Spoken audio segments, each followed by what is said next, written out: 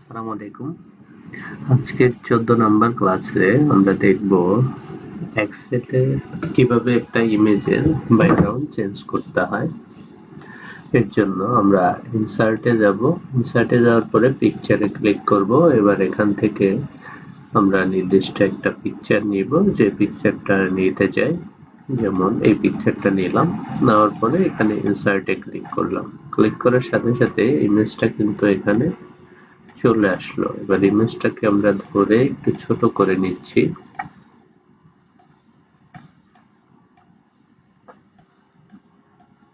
তো করার পর এখানে দেখেন, এটা নেওয়ার সাথে সাথে কিন্তু উপরের মেনু বারটা চেঞ্জ হয়ে গেছে, ফরম্যাট অপশনটা চলে আসছে। আমি যদি খালি জায়গায় ক্লিক করি তাহলে কিন্তু ওই অপশনটা নেই। আবার পিকচারের উপরে ক্লিক করলে এই ফরম্যাট অপশনটা চলে আসবে। এবার এই যে রিমুভ ব্যাকগ্রাউন্ড, এই রিমুভ ব্যাকগ্রাউন্ডে ক্লিক করার পরে দেখেন এখানে কিন্তু এটা একটু বড় করে দিই,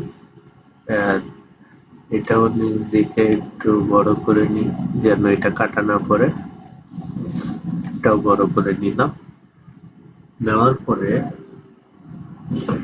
এখানে কিন্তু ব্যাকগ্রাউন্ড অলরেডি চলে গেছে। তাহলে আমরা এখান থেকে কিপ চেঞ্জে ক্লিক করি। দেখেন সাথে সাথে কিন্তু এখান থেকে ইমেজের ব্যাকগ্রাউন্ডটা মুছে গেছে। এবার এখান থেকে আমরা এই যে অতিরিক্ত যে চতুর্ভুজের মতো একটা এরিয়া দেখা যাচ্ছে, এই এরিয়াটা আমরা একটু কমিয়ে দিতে পারি। যেমন এখানে বাড়তি এরিয়া আছে, তাহলে ক্রপে যাব। ক্রপ ক্লিক করে এই যে এখানে এটা চেপে ধরে এবং এইটাকেও চেপে ধরে নিচে বাকিটার কাছাকাছি এনে দিব। তাহলে এই ব্যাকগ্রাউন্ডটা কিন্তু চলে যাবে। খালি জায়গায় ক্লিক করি, তাহলে এখানে ইমেজটা কিন্তু ছোট হয়ে গেছে। এবার আমরা যে কোনো জায়গায় এটাকে ইউজ করতে পারবো ব্যাকগ্রাউন্ড ছাড়া ইমেজ। এবার আমি ইনসার্টে গিয়ে আরেকটা পিকচার নিয়ে আসি।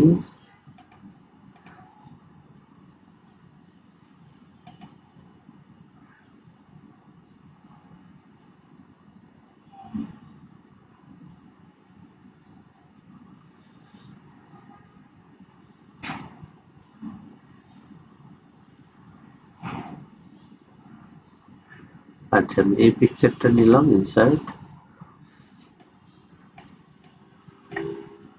এবার এটাকে এখানে রেখে আমরা রিমুভ ব্যাকগ্রাউন্ডে ক্লিক করব। পিকচারটা সিলেক্ট করলেই এই অপশন আসবে। রিমুভ ব্যাকগ্রাউন্ডে ক্লিক করার পরে এখানে দেখেন এই জায়গাটা বাদ পড়ে গেছে। তাহলে আমরা এখানে এইটাকে নিয়ে নিতে পারি। এটাও নিয়ে নিলাম। নিয়ে নেওয়ার পরে যে কিছু অতিরিক্ত জায়গা কিন্তু থেকে যাচ্ছে। এই যে লাল দেখাচ্ছে এটা বাদ যাবে, তাই দেখাচ্ছে মার্কিং করে। এই যে মার্ক এরিয়া টু রিমুভ, কোন এরিয়া বাদ দিতে চাই সেটা মার্ক করে দিব। এই যে সিলেক্ট করে আবার এখান থেকে সিলেক্ট করে টেনে দিলাম। এইখানেও এইটুকু সিলেক্ট করে টেনে দিলাম। দেওয়ার পরে এখন এখানে যদি এমন হয় কোথাও একটু বেশি চলে গেছে, আমরা যদি চাই এইটুকু সিলেক্ট করে করে দিতে পারি। যদি মনে হয় কোনো জায়গায় একটু বেশি চলে গেছে, আমরা চাইলে যেমন এই বাড়তিটুকু আমরা চাইলে ফেলে দিতে পারি।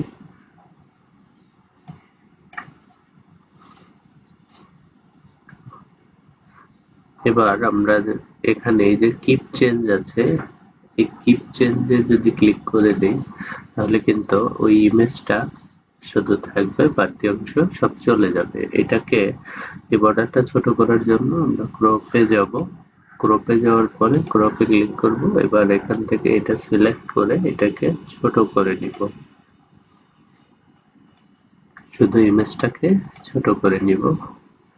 ছোট করে নিয়ে খালি জায়গায় ক্লিক করি। এবার দেখেন শুধু ইমেজটাই কিন্তু থেকে গেছে।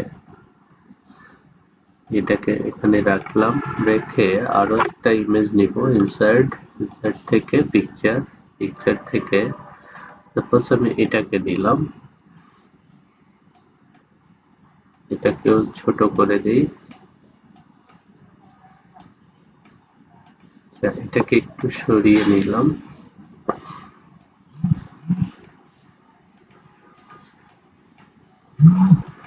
রিমুভ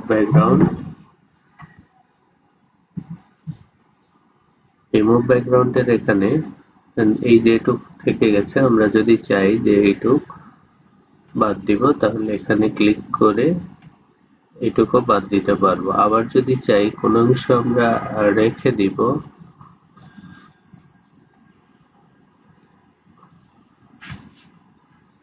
এই যে মার্ক এরিয়া টু কিপ, যেই এরিয়াটুকু রাখতে চাই সেটা কিপ করতে পারবো। যেমন এখান থেকে ক্লিক করে আমরা এই এরিয়াটুকু রাখতে চাই, তাহলে এই যে এখানে আমি এই এরিয়াটুকু সিলেক্ট করে দিচ্ছি।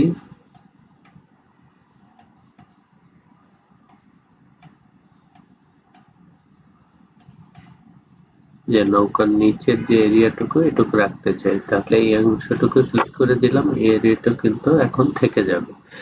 এরপর এরপর যদি এটা খালি জায়গায় ক্লিক করি, এই যে এখানে একটু আছে, আমরা এখান থেকে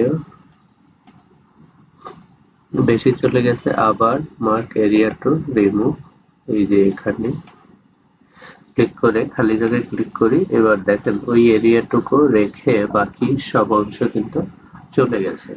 এভাবে আমরা কোনো ইমেজের ব্যাকগ্রাউন্ডকে ক্রপ মার্ক করে মুছে ফেলতে পারি।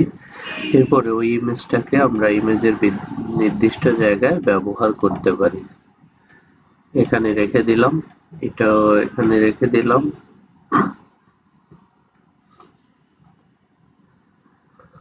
এভাবে আমরা কোনো ইমেজের ব্যাকগ্রাউন্ডকে মুছে দিতে পারি।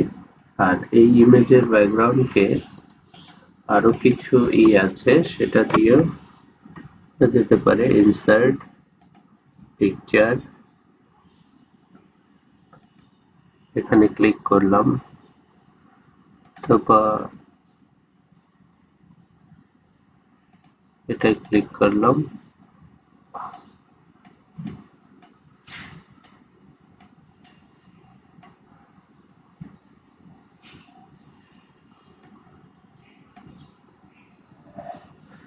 কালার, কালারে গিয়ে যে set transparent colour,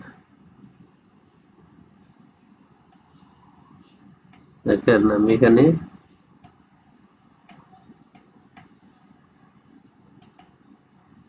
set transparent colour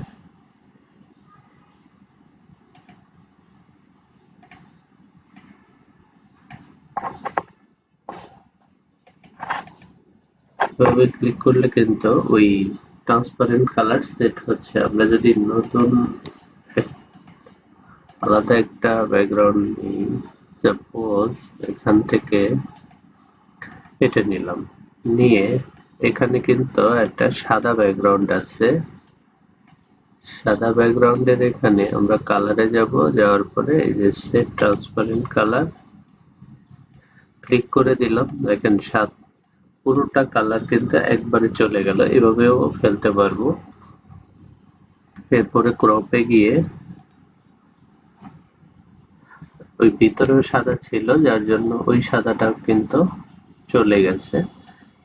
এইটাকে আমরা ক্রপে গিয়ে কিন্তু এটাকে ক্রপ করে দিতে পারি। ক্রপ,